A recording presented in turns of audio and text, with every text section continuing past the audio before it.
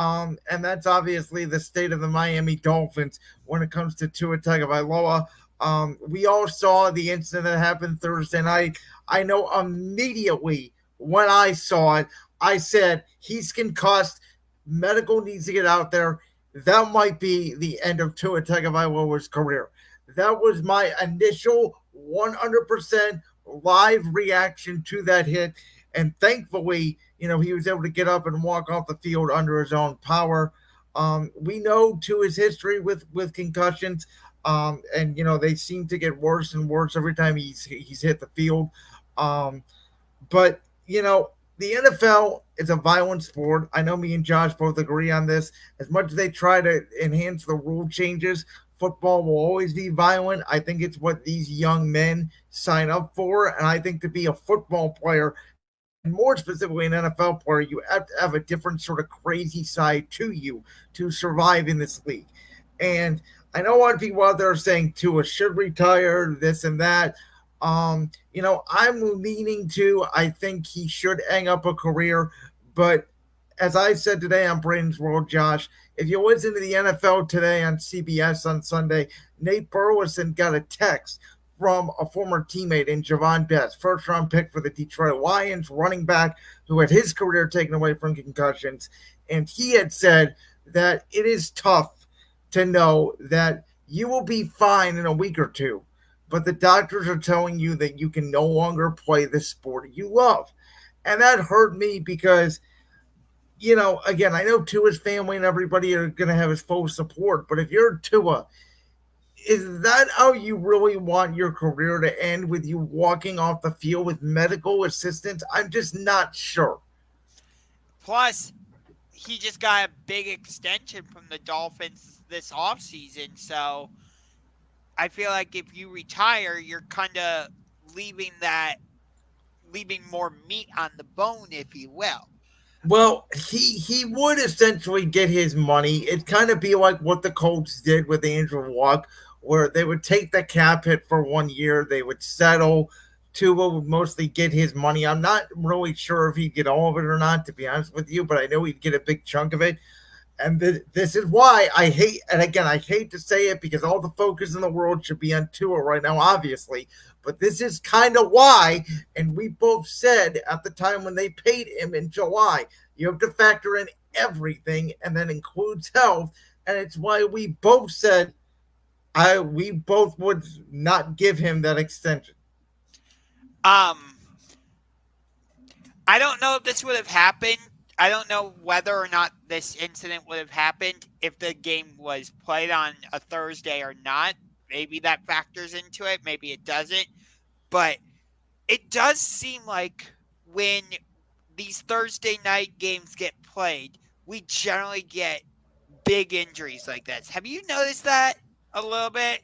I have not. I think a leg injury or that, maybe slipping or whatever, not in good conditioning. I think this was just, could happen at any single time. Oh, I understand and, that. and I, ironically, the guy that made the tackle, Damar Hamlin, really it was Tua driving his shoulder into Damar Hamlin. And I know everybody was saying, Tua should have slid, and I agree, though he didn't have much time to slide. He did realize it. I think he finally got the first down, tried to slide head first.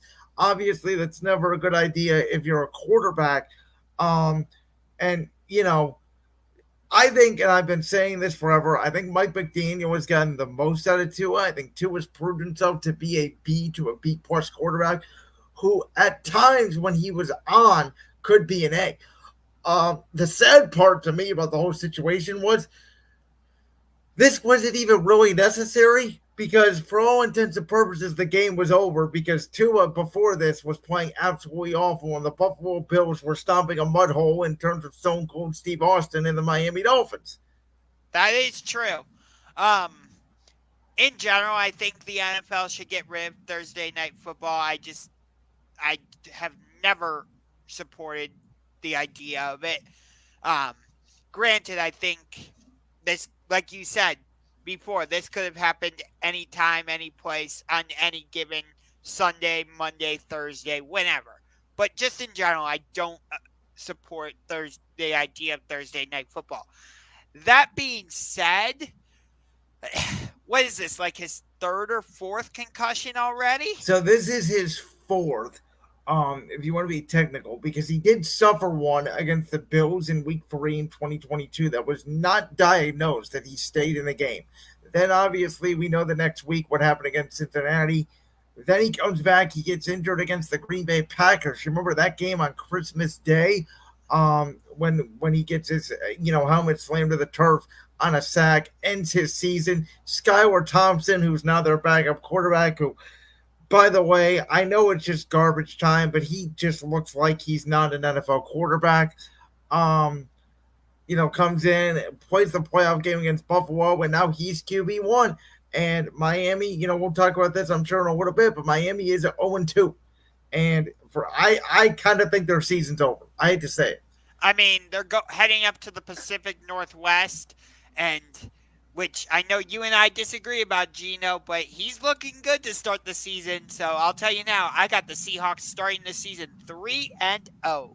Yeah, I mean, the bottom line here to this conversation, I think, is, well, we can sit up here and say, if we were Tua's parents, we would probably advise him to not continue with his playing career, but nobody can tell him no. That is true. Yeah, I mean, he had that major hip injury, I think it was, while he was at Alabama. Like like you said, he's had technically 4 concussions already.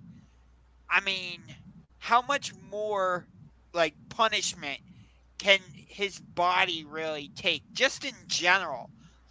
And that was the concern for him coming out of Alabama with those injuries. And as I was saying, prior to Mike McDaniel getting to Miami under Brian Flores, if you remember his rookie year, he kept getting benched for Ryan Fitzpatrick. Yeah, I I think it was while Tua was still quarterback, you kept hearing like rumors swirling that the Dolphins were interested in Deshaun Watson. Yep. And it's maybe Brian Flores couldn't have known that, Tua's career was going to end up like this necessarily, but he might have had an idea that it could possibly lead to something like this. Now, Miami did put him on IR. The earliest he can return is week 8 against Arizona. My gut feeling is, and again, I'm not a medical professional, I wouldn't do it, but I think NFL football players are just so embodied in football, and I don't think Tua wants to leave the game. I don't know if it's going to be week 8, but I think at some point this year, unless Miami's 0-7, at some point this year, I think Tua is getting back on the football field. I I would say it's pretty likely that he does.